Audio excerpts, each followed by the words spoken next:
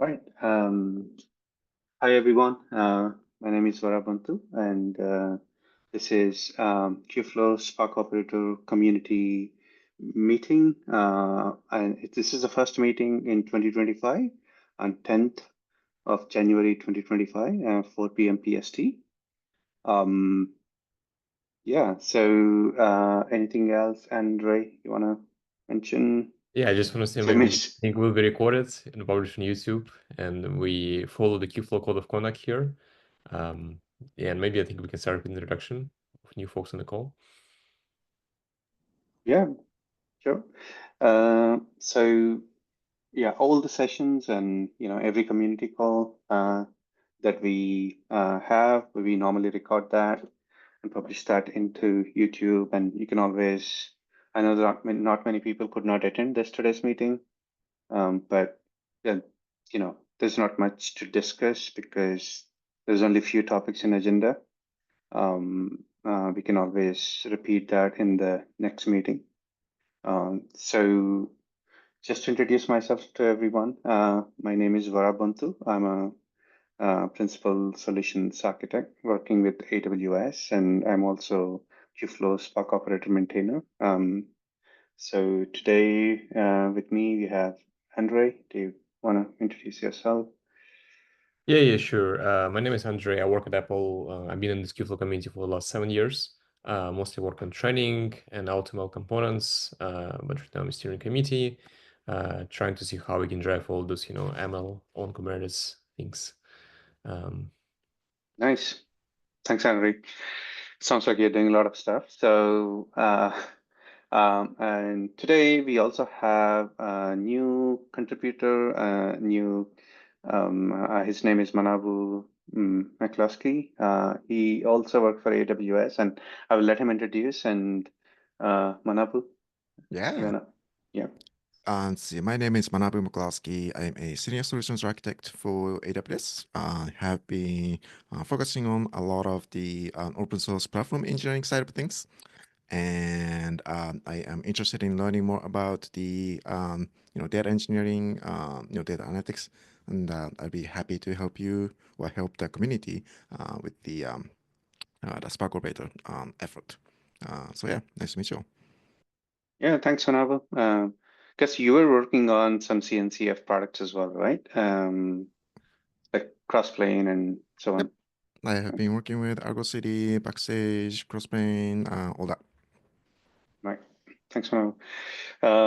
So I was just hoping like Manabu is going to be another contributor for a longer term. He's going to dedicate some time towards Spark Operator, which is good for the community. Again, we have a lot of good uh, um, maintainers and contributors today for Spark Operator. And in 2025, we wanted to improve and focus on the performance. That's a key thing. There's a not lot to talk about. So if I start with the agenda, the first thing I really wanted to say, if a lot of people are here in this meeting, Happy New Year to everyone, even if you are watching the recording. And we are hoping a really, really good year for Spark Operator, Kubeflow Spark Operator, and improve that so that we can make it a better place for the open source for the Spark Operator.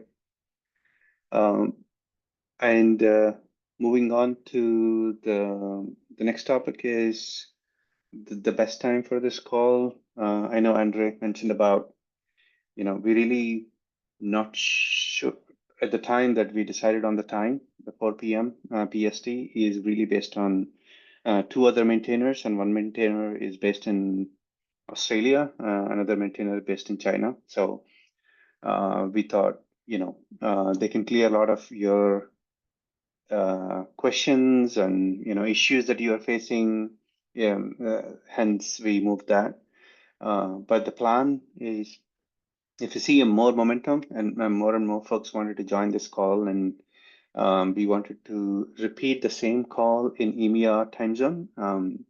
So maybe we can discuss that in the next meeting as well, to see if everybody, and if you have like, the more number of folks who are interested, maybe we can start with the voting within our channel, if you're interested.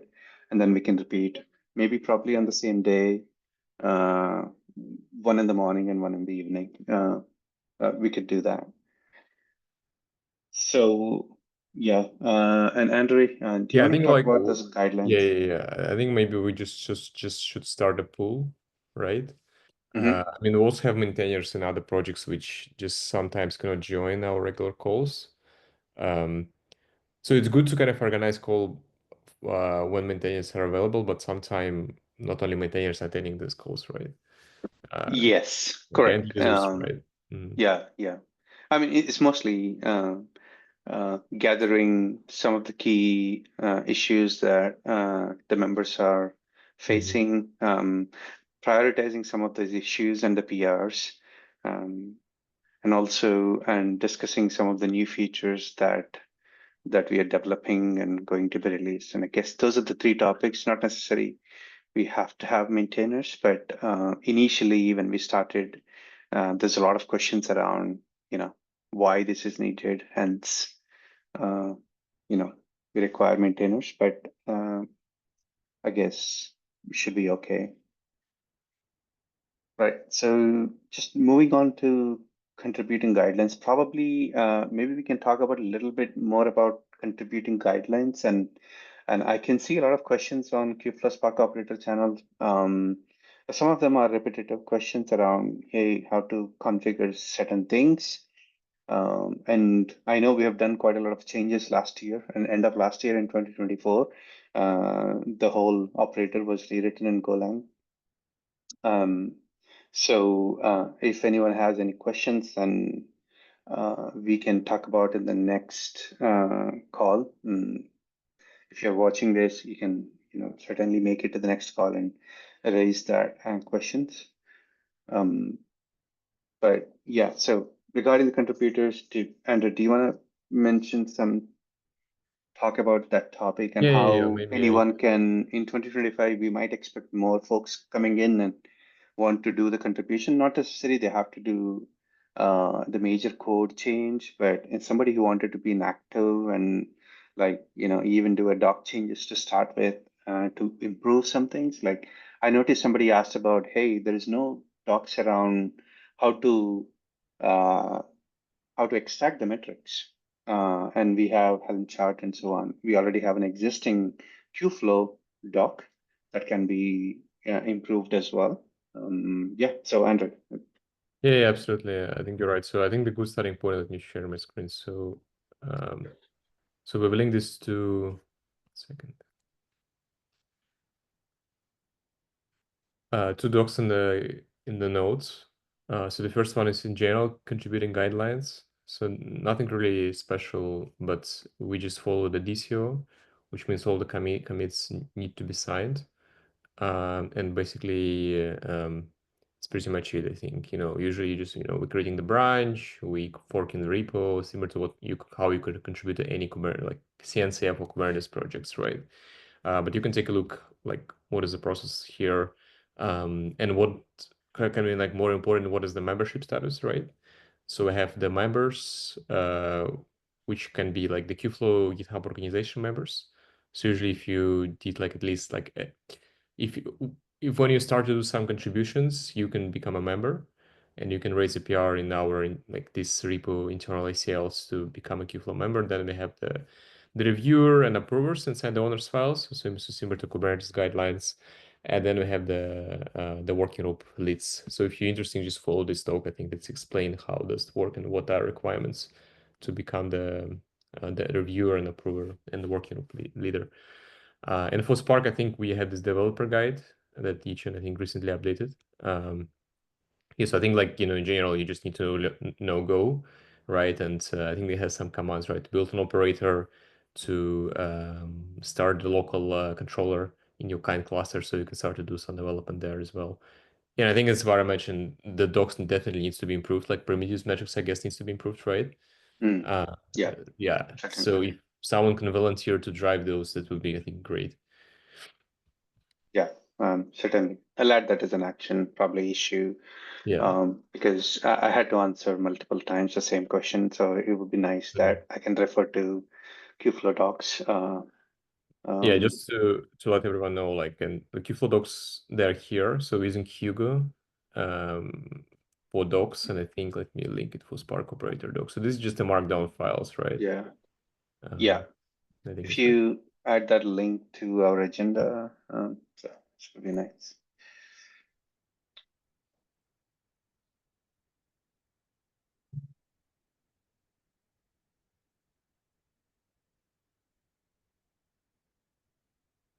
So any changes to the website and docs will go into this specific repo. Yeah. Just feel free to raise a PR and just the same, I think we tried to have the owners file there as well. I remember like we added Jacob and Yichen there. Mhm. Yeah, but we can just ping folks on this website repo so they can provide an updates. Right. Okay. So I'm writing an action here, agenda.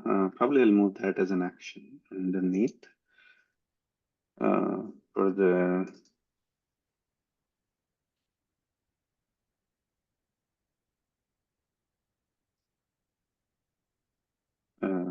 the observability page for Spark operator.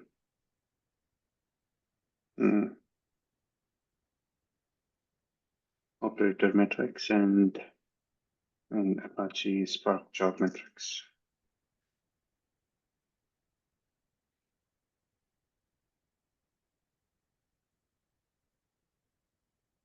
Right, and that's been added. Is that just for documenting how to get these metrics? That's correct. Right. There is if you notice the channel, there is some discussion around. Still, there is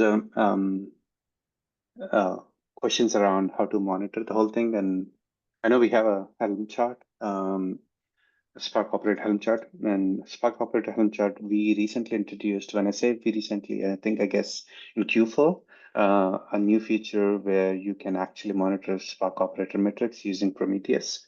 So operator itself is emitting the metrics. You can see the performance of the operator. That's really key for large scale clusters. And when, and even there are some discussions around, a Spark operator is actually taking 5 to 10 minutes to spin up a job. That's because of the queuing that happens. There is a performance. And we did some improvements around how you can actually improve that by within the matrix itself. And I guess one thing is increasing the number of CPUs for the operator that you allocate. I know some folks are even allocating 30 vCPUs for the large clusters just for the operator. Yeah. And to make it, because it's just a single instance, but one of the best practice we mentioned was they can create multiple instances of Spark operator so that they can actually divide the amount of work that can be processed by each operator. That's one way. I think that page is what it's missing. There's like, we definitely need a one page just of best practices or talks about scaling of the Spark operator for the large clusters. What are you? They don't take, one thing that users needs to take it, they take it literally and copy paste the same values, but might not work for others. But they really need to go back and tune those based on our guidance. That's one thing. Yeah, observability and scaling. These are the two things that we need to definitely mention. Yeah. So Apache Spark itself is providing a lot of native metrics. So I see some folks use JVM class, JVM extractor. So you can use JVM extractor to extract the metrics from Apache Spark individual jobs for driver and executors. But then the users tend to do is extract using JVM exporter and then write to an Prometheus or some other systems. But then later on, Apache Spark provided inbuilt a class called Prometheus Servlet. With a simple configuration, you just, the Spark job automatically uploads everything to Prometheus running on the same Kubernetes cluster. So it's way easier. Not many people knows about it. They still use external jar to export the metrics, but with a simple 3 lines of configuration, they can push all the driver and executor metrics into Prometheus. And I think that's what we want to show in the observability page. Oh yeah, that'd be awesome. Yeah. Yeah. Yeah. So, and the other important topic within agenda, I guess here, maybe I can share my screen. I know we are. This is not.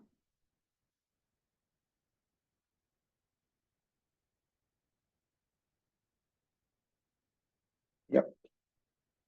I think we covered that. I added action for observability and Spark operator performance improvements.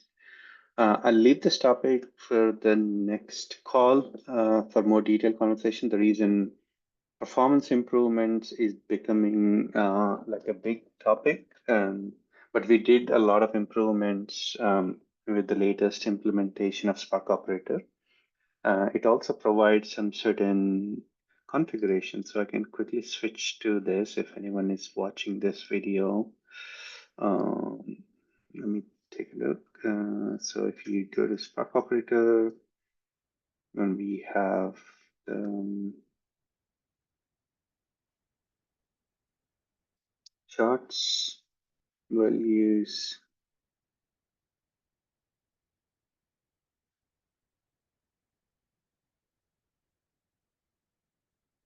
Right. So this is one option that they can look at, bucket QPS and bucket size to handle the performance. And again, that needs to be changed based on the tests that they're running on their own Kubernetes cluster.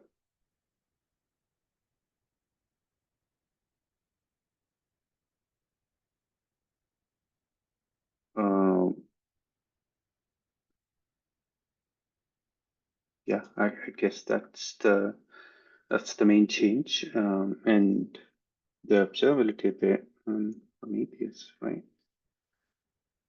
Okay, so this is a confusion that a lot of folks had. This has a Prometheus. This Helm chart provides this Prometheus metrics and pod monitor status, but this is really meant for monitoring the operator, but not the jobs itself. That's the confusion. So anything that they configure here is only for the operator. But the job itself, they need to actually configure that in the job configuration. So we don't have an example here. There is one Prometheus example, but the Prometheus example is using JVM exporter. But this is the old way of doing things, where you really have to bring a new jar file and export all the metrics. But rather, I think we'll add a new example here, Prometheus servlet, probably we call that. And this one is a JMX exporter. And that Prometheus servlet will only use a set of configuration. The conf goes here, and then everything gets exported. So probably I'll raise a PR for that, work on, and then update the website doc, or maybe I'll work with Manabu on this to bring you on as the first contribution towards this project. Yeah, it's actually probably a good issue for me to take over. Actually, it seems like a super Okay. easy. I just have to test it out and then make sure everything works. Yeah. Yeah. Great. Should I create an issue for that then? Yeah. Yes. Okay. That's the first step. So Okay. create an issue and like adding an example using Prometheus Servlet and updating the website docs. But for website, do we create an issue here in this repo, Andre, or on the website repo, or in both places? I mean, for the Prometheus metrics? For the website updates, the Kubeflow Spark Operator website. Oh, you mean where we create an issue, right? Yeah. Yeah, it's better to create where you can triage it, right? So we try to. So we for training use our training operator repo, Mm-hmm. To create Mm-hmm. website issues. So yeah. Okay.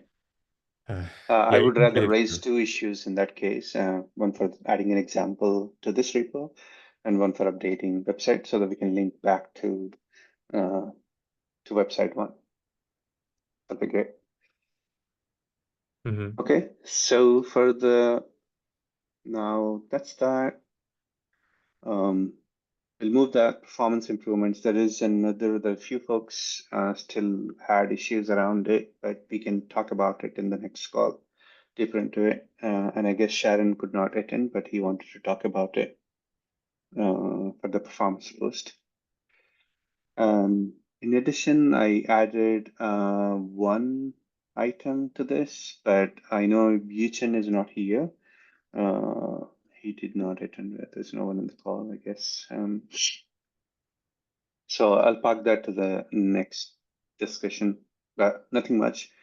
There are some ideas around it. I guess this PR is about upgrading CRDs. So when you deploy using Helm chart and you upgrade it, CRDs won't be upgraded. And I think what Yichen is doing is trying to upgrade the CRDs when you upgrade um, the Helm chart. So I know this is the biggest challenge with the Helm charts with every single uh, operator. I don't know. And do you guys want to have a discussion or opinion on it?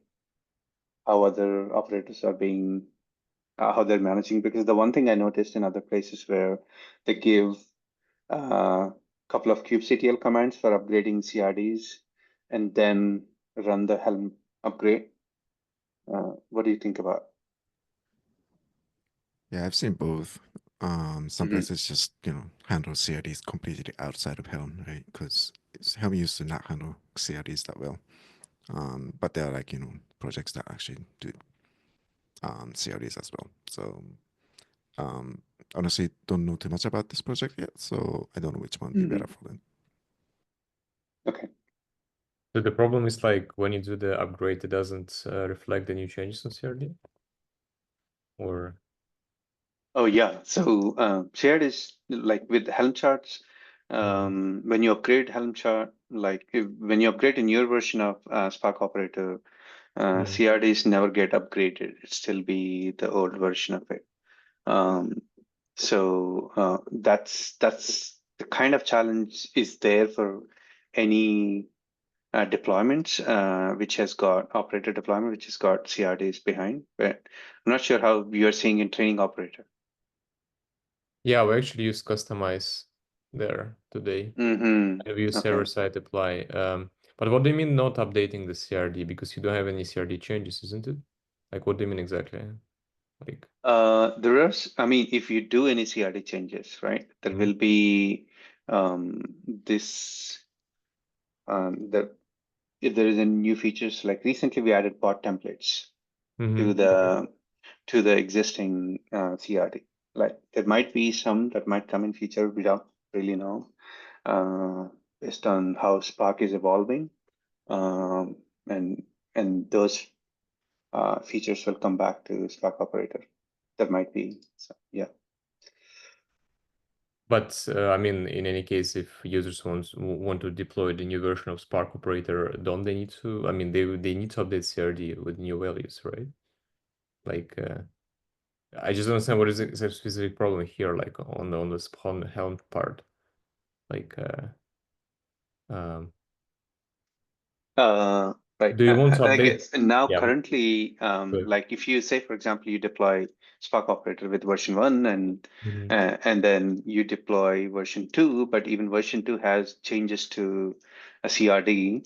Mm. When you upgrade to version 2, it will upgrade to version 2, but the CRDs won't be updated, right? So the Okay. guidance around that is either you uninstall the existing operator and reinstall everything so that you will get a new CRDs and new Helm deployment. Otherwise, you have to upgrade the CRDs first and then upgrade the Helm chart. So that's the process.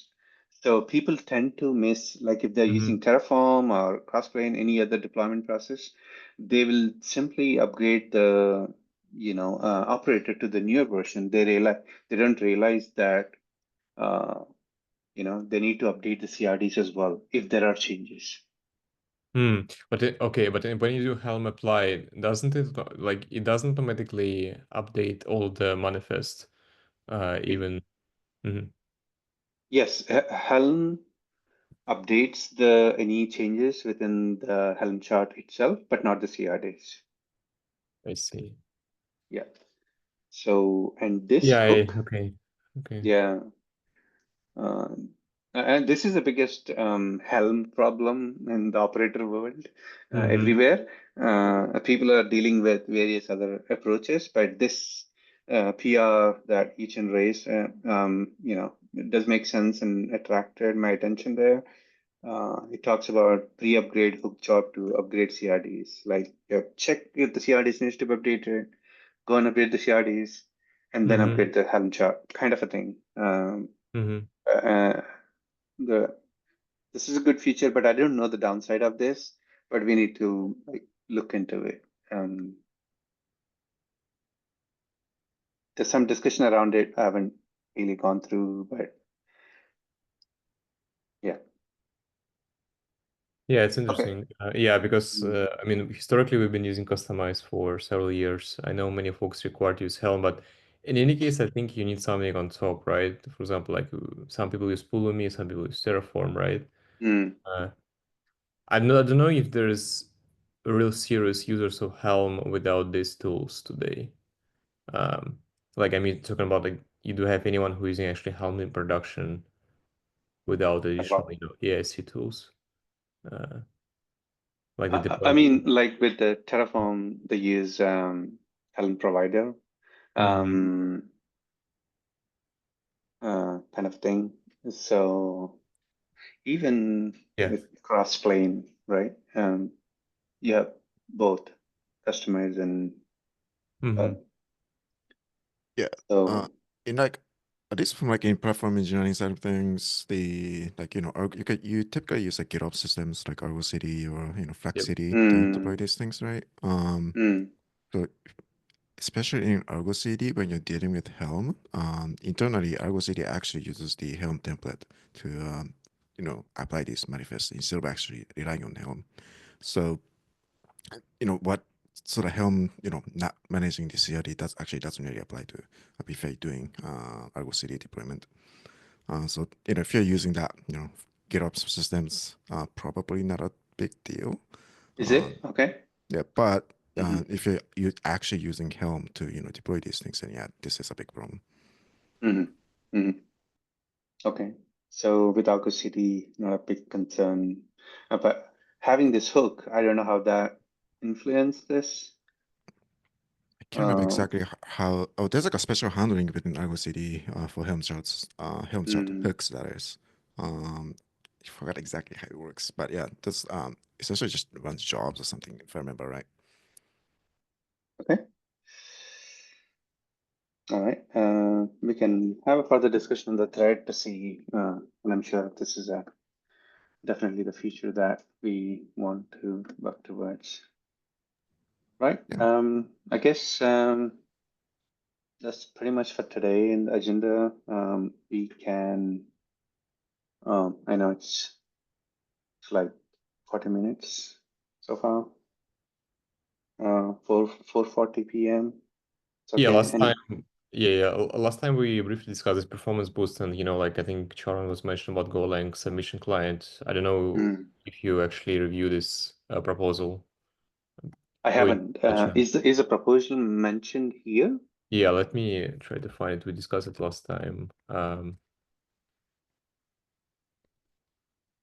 I could see there's a KEP can be. Yeah, I think it's issue 2337, right? So this, I think they want to use Golang. I think they want to rewrite the Spark Summit functionality using Golang. Oh, right. Okay. Yeah, I Okay. think like Instead of leaving it to Spark to do the Spark submit.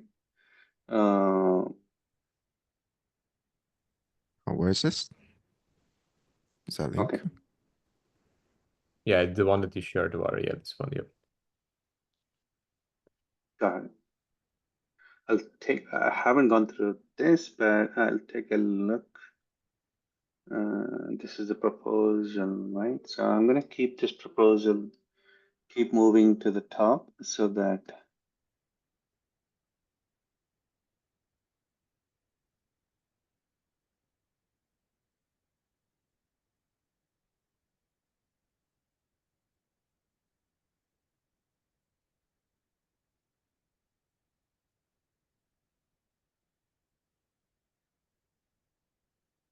Yeah, I think the problem is the design doc was not open for public. Let me make a message. So if this is if they cannot make public, maybe they can open access to everyone if you will discuss. Yeah. So you can comment. If you make a note. Yeah, that would be good for users to start commenting on that.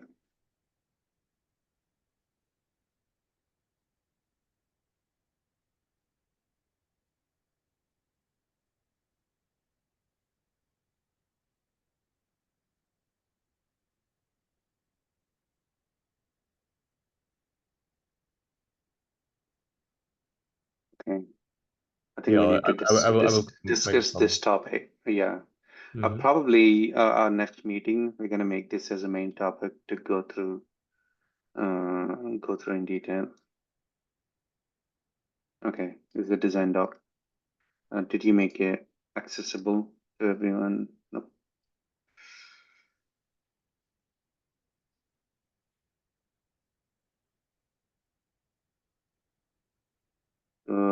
I'm gonna copy the link. Did he share the design doc here?